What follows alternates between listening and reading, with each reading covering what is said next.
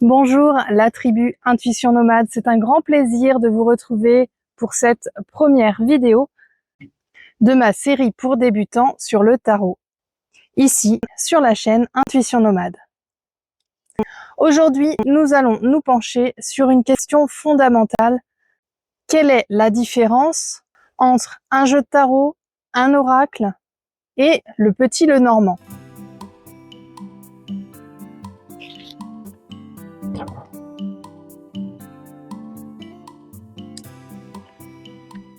C'est le point de départ idéal pour s'assurer que vous savez exactement avec quel type d'outils vous travaillez avant d'explorer des aspects plus avancés. Avant de commencer, gardez bien à l'esprit ma règle d'or. Prenez ce qui résonne en vous et laissez le reste. Installez-vous avec votre tasse de thé ou votre café préféré ou une boisson rafraîchissante. Ici pour moi, c'est de l'eau. Et découvrons ensemble les nuances de ces supports.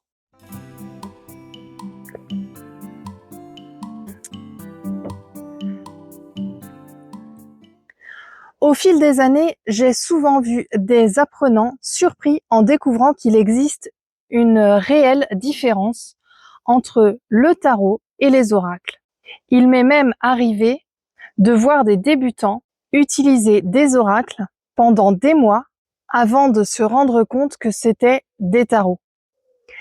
La cartomancie, c'est un système particulier à apprivoiser, au même titre qu'on apprendrait à jardiner ou à faire de la cuisine ou à faire un sport. Cela demande du temps et de la pratique pour se sentir vraiment à l'aise avec ces outils et développer ses capacités intuitives. Pour ceux qui découvrent le terme, la cartomancie, ça désigne tout le système divinatoire ou de travail intuitif utilisant les jeux de cartes. Tous ces systèmes ne fonctionnent pas de la même manière, mais cela ne signifie pas qu'un système est supérieur à un autre. C'est une question de préférence personnelle. Personnellement, j'ai une préférence marquée pour le tarot. Mais j'utilise aussi régulièrement les oracles et le petit Lenormand. J'ai également utilisé quelques fois le système de cartes à jouer classique.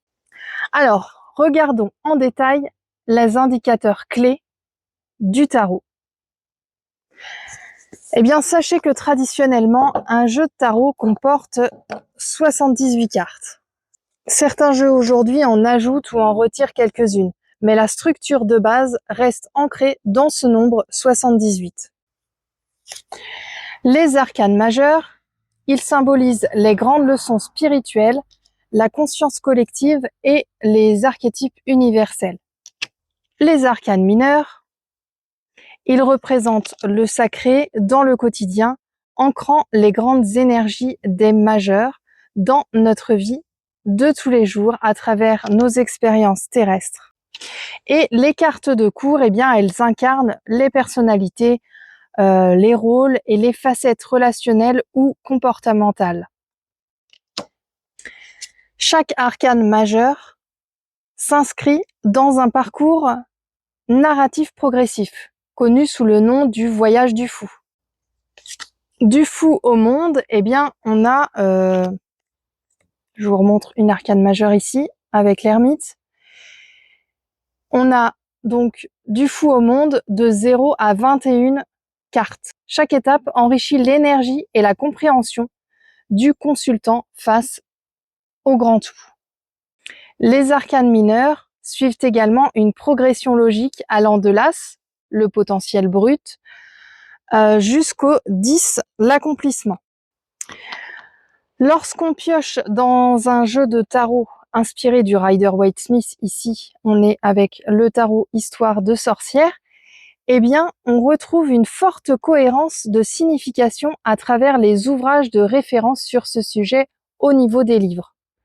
De plus, le tarot, il intègre des traditions ésotériques profondes telles que l'astrologie, la numérologie et la kabbale qui constituent la structure même du jeu.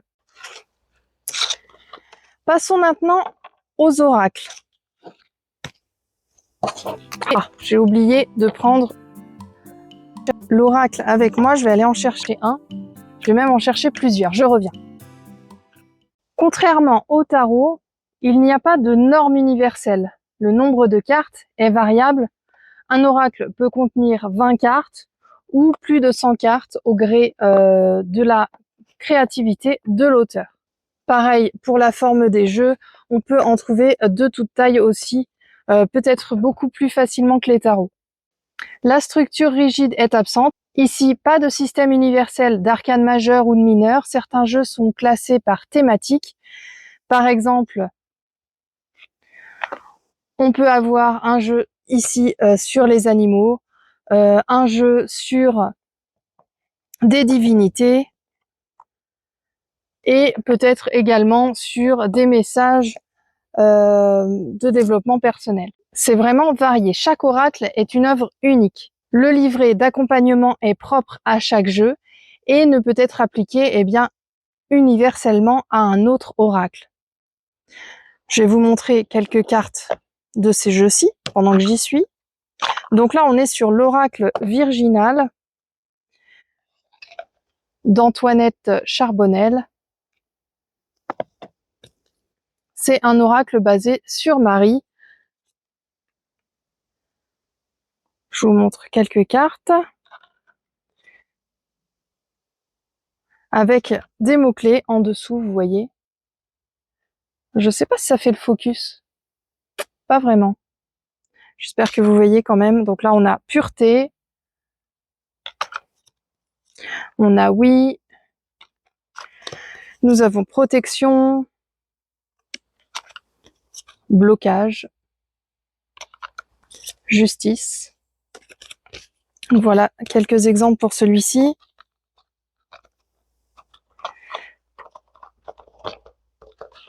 Hop, je range au fur et à mesure parce que sinon je ne vais pas m'y retrouver. Pour le 5e accord Toltec de Don Miguel Ruiz, eh bien on a des grandes cartes avec une belle illustration derrière avec quelquefois quelques mots comme ça, avec une petite phrase et derrière on a une explication.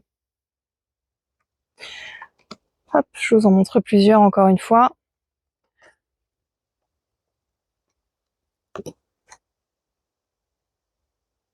Ah, c'est le moment de boire.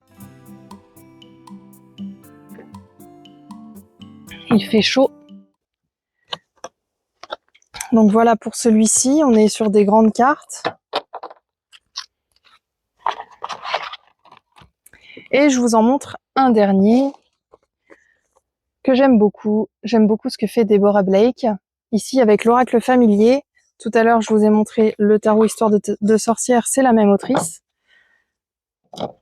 Donc voici le dos. Et voici les cartes. Ici, nous avons la carte feu numéro 5 avec la luciole. La carte feu avec le chat. La carte R, puisqu'ils sont placés par élément avec l'oiseau-mouche. La carte O avec la grenouille. La carte terre avec l'ours. Voilà pour cela.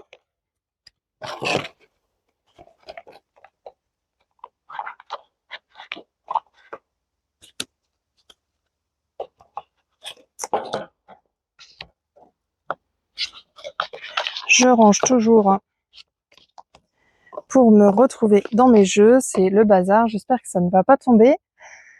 Ensuite, on va passer au système du Lenormand.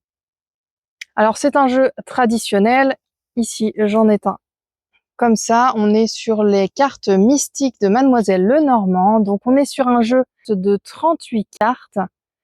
Sa structure s'inspire des cartes à jouer traditionnelles. Il existe aussi le Grand Lenormand, mais cette structure, ne l'ayant pas étudiée, eh bien, je n'en parle pas ici.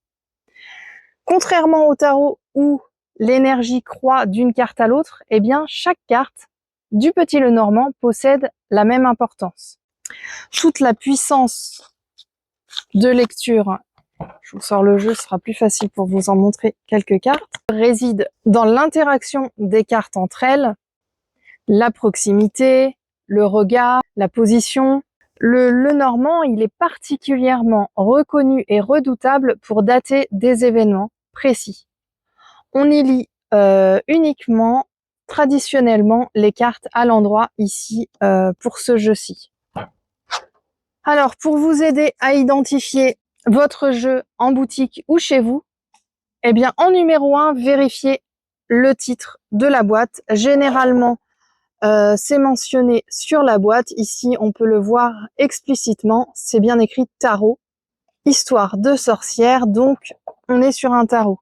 Ici, c'est bien écrit explicitement oracle des familiers.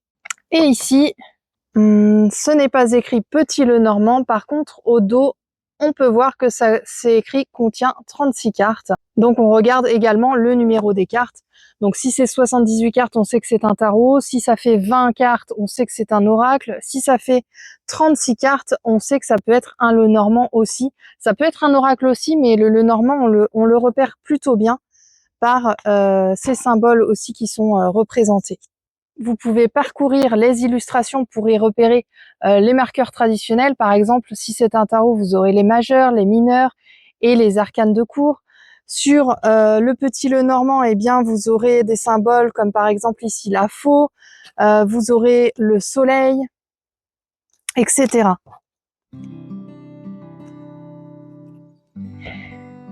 Eh bien voilà, j'espère que cette introduction vous a aidé à y voir clair.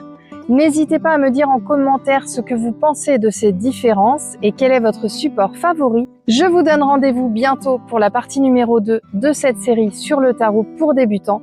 Pensez à vous abonner à Intuition Nomade et à nous rejoindre sur Discord. Le lien est en description sous la vidéo. Prenez grand soin de vous. Bye bye!